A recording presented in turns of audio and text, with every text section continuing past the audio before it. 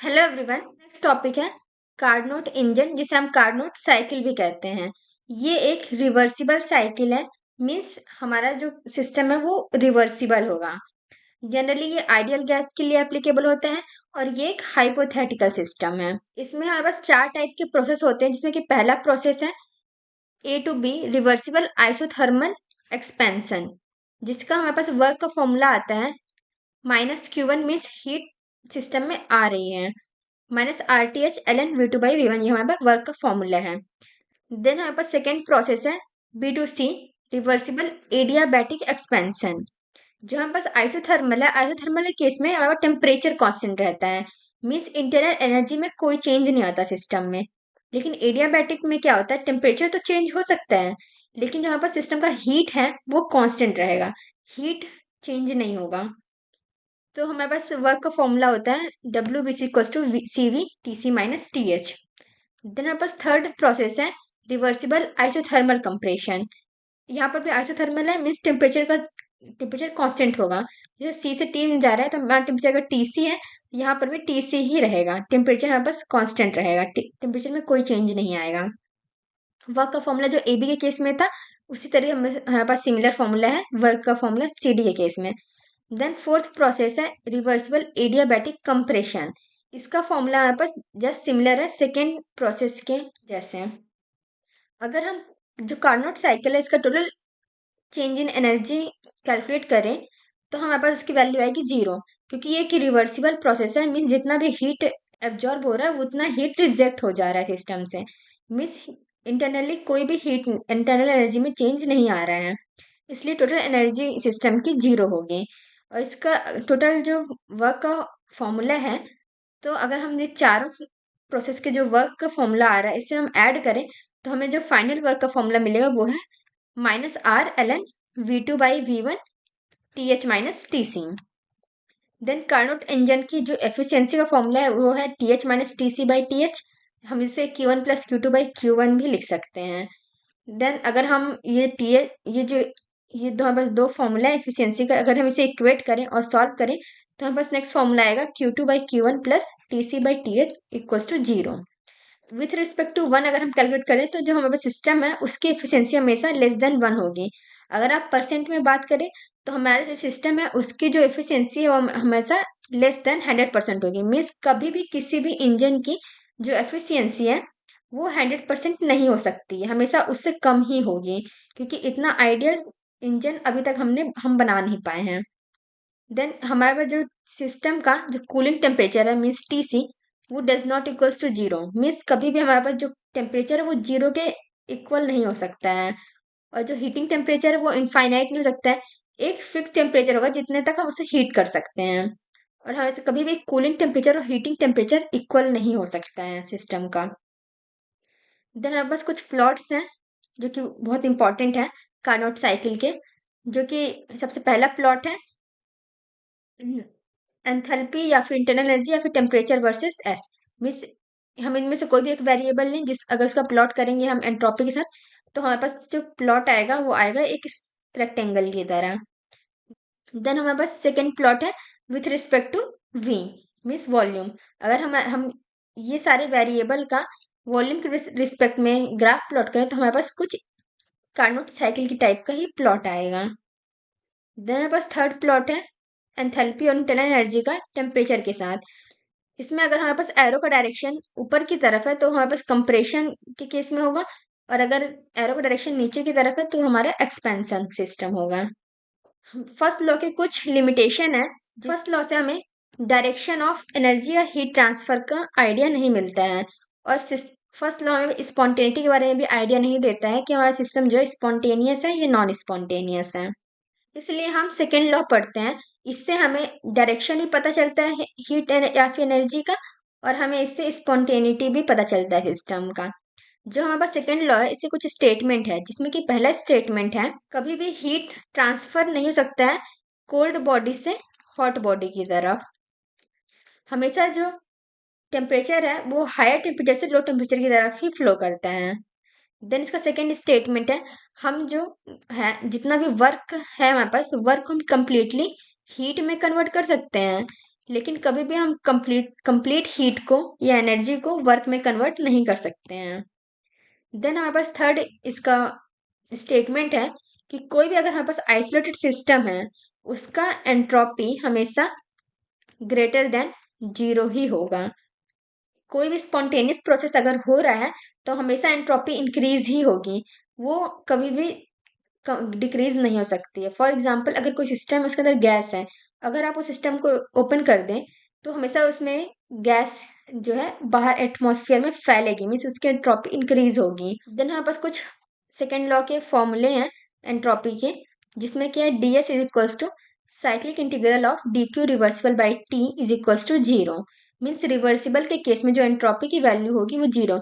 Means system अगर expansion हो रहा है तो एक बार कंप्रेशन भी होगा, क्योंकि ये रिवर्सिबल सिस्टम है, इसलिए हमारे पास एंट्रोपी की वैल्यू है जीरो।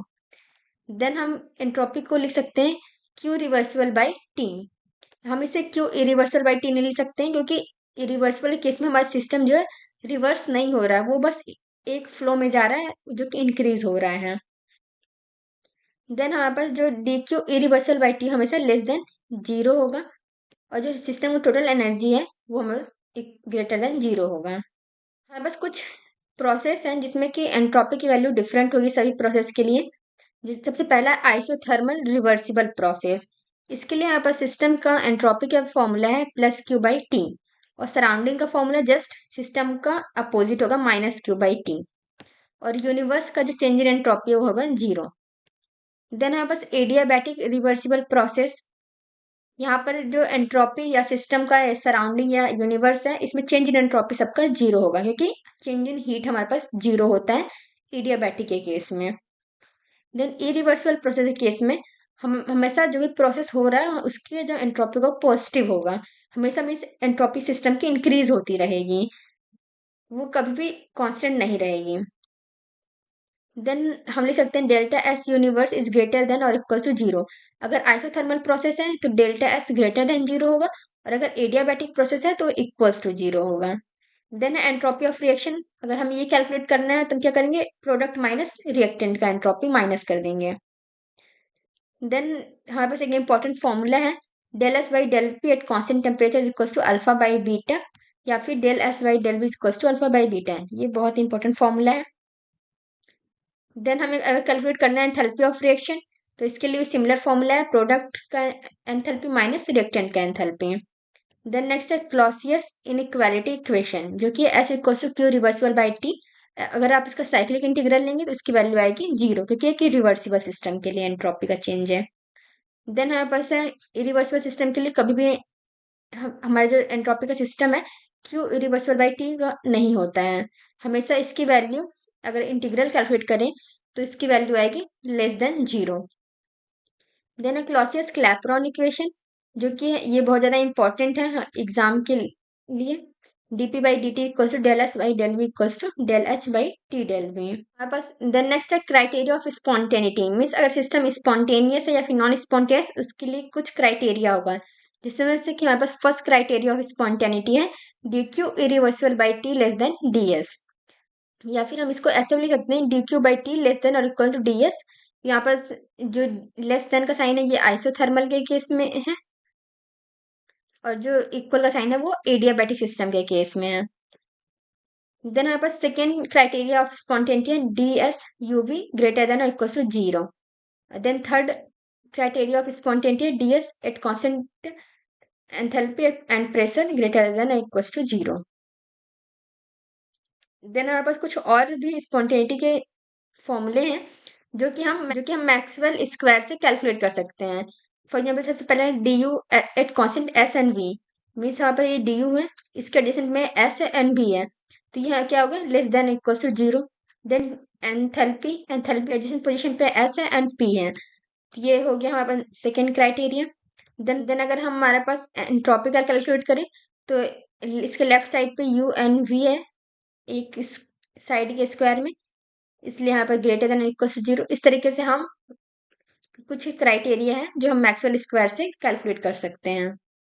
देन नेक्स्ट हमारे पास एंट्रोपी चेंज का फॉर्मूला है, जो कि del S equal to T one to T two and C P by T D T है हमारे पास। अगर हमारे पास फेस ट्रांसफॉर्मेशन नहीं हो रहा है, मीन्स अगर कोई भी रिएक्शन है जिसमें कि फेस ट्रांसफॉर्मेशन नहीं हो रहा है, उस केस में हमारे पास एंट्रोपी के कुछ फॉर्मूले हैं, और ये हमारे पास टेम्परेचर इंडिपेंडेंट के केस में है। अगर टेम्परेचर डिपेंडेंट के केस में है तो हमारे पास जो फॉर्मूला यूज होगा एंट्रोपी चेंज का वो ये है। अगर कोई फेस ट्रांसफॉर्मेशन हो रहा है, मीन्स अगर लिक्विड से वेपर चेंज हो रहा है, वेपर से लिक्विड चेंज हो रहा है, तो हमारे पास एंट्रोपी का फॉर्मूला होगा delta H transformation by T, means उस सिस्टम का जो भी एंथैल्पी होगा उसको हम टेम्परेचर से डिवाइड करेंगे। देन नेक्स्ट है ट्रॉटन्स रूल, जो कि delta S M by 10.5 R. अगर हम देन नेक्स्ट फॉर्मूला है ideal mixing of gases, means अगर सिस्टम है जिसमें जो गैसेस हैं उसका आइडियली मिक्सिंग हो रहा है, तो जो फॉर्मूले हैं फॉलो करेगा। Delta we mixture, delta H mixture and delta U mixture की वैल्यू होगी 0, एंड डेल्टा एस मिक्सचर और डेल्टा जी मिक्सचर की होगी, डेल्टा एस मिक्सचर की पॉजिटिव और डेल्टा जी मिक्सचर की निगेटिव। देन अगर वो आइडियल सिस्टम नहीं है तो हमारे पास हो गया entropy of mixing delta S equal to minus R summation of N I L N X I. N I हमारे पास नंबर ऑफ मोल्स है और एक्स आई हमारे पास मोल फ्रैक्शन है। देन है सिमिलरली डेल्टा जी मिक्सिंग क्या होगा R T summation of N I L N X I. Then है गिब्स पैराडॉक्स, जो कि है डेल्टा एस मिक्सचर और डेल्टा जी मिक्सचर भी 0 होता है इस केस में। देन हमारे पास नेक्स्ट थर्मोडायनेमिक्स लॉ है, थर्ड लॉ ऑफ थर्मोडायनेमिक्स। कोई भी pure and perfectly crystalline solid की एंट्रोपी एब्सोल्यूट 0 केल्विन पे हमेशा 0 होती है, जिसका हम फॉर्मूला लिख सकते हैं S T, means entropy at particular temperature from 0 to T N C P by T D T. अगर रेसिडुअल एंट्रोपी है तो उसका हम फॉर्मूला लिख सकते हैं S equal to K L N W. W यहाँ पर नंबर ऑफ अरेंजमेंट है किसी भी मॉलिक्यूल का जिसका एंट्रोपी हम कैलकुलेट कर रहे हैं सिस्टम का। देन गिब्स फ्री एनर्जी का फॉर्मूला है delta G equal delta H minus T delta S, जिसको हम ये भी लिख सकते हैं NRT equals to NRT L N P two by P one, या फिर अगर वॉल्यूम के रिस्पेक्ट में कैलकुलेट करेंगे तो NRT L N V one by V two. Then हम जो म्यू है, म्यू हमारा केमिकल पोटेंशियल है यहाँ पर। अगर हम डेल्टा जी के फॉर्मूले को चेंज करें केमिकल पोटेंशियल है तो हमारे पास नेक्स्ट फॉर्मूला आएगा mu equals to mu zero plus R T L N P by P zero. यहाँ पर जो म्यू जीरो पी जीरो ये स्टैंडर्ड स्टेट को रिप्रेजेंट कर रहा है, मीन्स स्टैंडर्ड स्टेट में यहाँ पर जो भी केमिकल पोटेंशियल की वैल्यू होगी वो होगी म्यू जीरो, और स्टैंडर्ड स्टेट में जो हमारा केमिकल हमारे पास प्रेशर होगा वो हमारा होगा P zero. Then it gives Helmholtz equation, जो कि delta G equal delta H plus T del delta G by delta T at constant pressure. ये हमारे पास गिव्स हेल्महोल्ट्ज इक्वेशन है। देन हमारे पास हेल्महोल्ट्ज इक्वेशन है जो कि डेल्टा ए से रिप्रेजेंट करते हैं जिसे हम, उसका हमारे पास इक्वेशन है। देन नेक्स्ट हमारे पास वॉन हॉफ इक्वेशन, जो कि L N K minus delta H not by R one by T plus delta H not by R, जो कि हमारे फॉर्मूले से आता है K equals to A E minus delta G by R T. यहाँ पे हम डेल्टा जी को delta H minus T delta H से सब्सटीट्यूट करेंगे और हमारे पास ये फॉर्मूला आएगा। अगर हमारे पास इंडोथर्मिक है तो डिक्रीजिंग स्लोप होगा इस ग्राफ का, और अगर एक्सोथर्मिक है तो इंक्रीजिंग स्लोप होगा इस ग्राफ का। देन नेक्स्ट है फ्यूगसिटी। फ्यूगसिटी क्या होता है, ये होता है effective pressure of real gases. इसका इक्वेशन है एफ इक्वल्स टू 5p। यहाँ पे जो 5 है ये रिप्रेजेंट कर रहे हैं फ्यूगसिटी कॉफिशिएंट्स हैं, जिसे हम E equals to BP E to power BP by R T भी लिख सकते हैं। Then delta mu ideal mean जो केमिकल पोटेंशियल आइडियल गैस के केस में है R T L N P two by P one, और रियल गैस के लिए होता है R T L N F two by F one. Means real gases के लिए हम प्रेशर को फ्यूगसिटी से रिप्रेजेंट कर रहे हैं और आइडियल के केस में प्रेशर यूज कर रहे हैं टर्म। देन नेक्स्ट है कंप्रेसिबिलिटी फैक्टर, जिसका फॉर्मूला है V R by V I. V R यहाँ volume of real gas divide by volume of ideal gas. जो वॉल्यूम ऑफ आइडियल गैस हमें पता है इक्वेशन आइडियल गैस का V equals to N R T, P V equals to N R T, तो हम V volume को substitute कर देंगे आर टी बाई पी से। देन हमारे पास नेक्स्ट फॉर्मूला है कंप्रेसिबिलिटी फैक्टर का 0 to P Z minus one by P D P equals to L N 5। अगर हमारे पास लो प्रेशर है तो हमारा जो फ्यूगसिटी कॉफिशिएंट है उसकी वैल्यू होगी लेस देन 1। इस कारण से हम लिख सकते हैं fugacity is less than pressure, जिसका फॉर्मूला हमारे पास आता है Z equals to 1 minus A by V R T.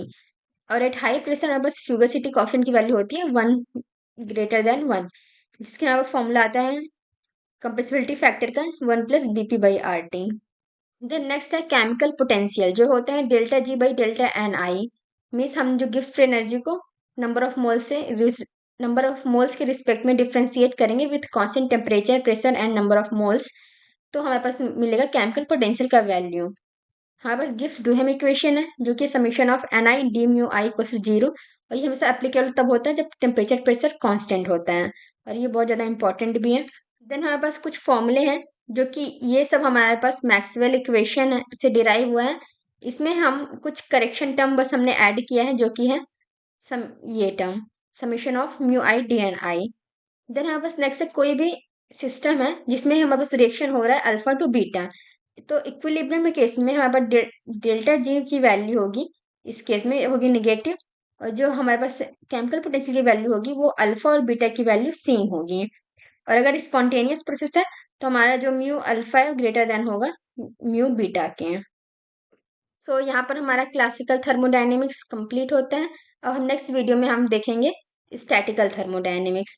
और अगर आपको कोई भी डाउट है तो आप इस वीडियो में कमेंट कर सकते हैं, और अगर आपको किसी पर्टिकुलर चैप्टर का शॉर्ट नोट चाहिए तो उसके लिए भी आप इस वीडियो में कमेंट कर सकते हैं। So thank you for watching this video.